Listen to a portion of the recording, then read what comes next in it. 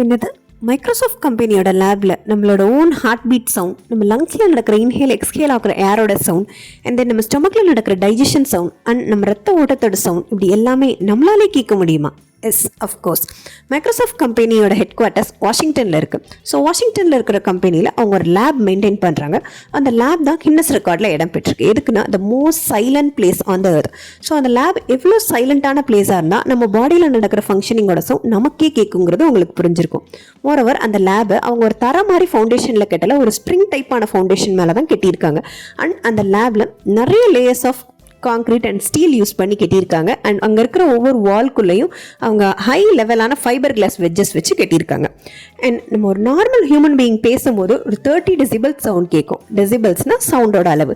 But ஸ்பெசிஃபிக்காக அந்த லேப்குள்ளே மட்டும் -20.3 டெசிபிள்ஸ் இருக்கும்.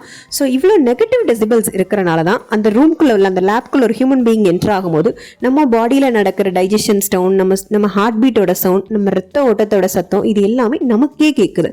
ஸோ அது ஒன் டைப்பில் டேஞ்சரஸும் கூட. பிகாஸ் அந்த ரூமில் ஒரு 45 மினிட்ஸ் டைம் லிமிட் இருக்குது ஒவ்வொரு ஹியூமன் பீயிங்ஸ்க்கும். ஒரு 45 மினிட்ஸ்க்கு மேலே ஒரு ஹியூமன் பீயிங்கால் அந்த ரூமில் வந்து தாக்கு பிடிக்க முடியாது.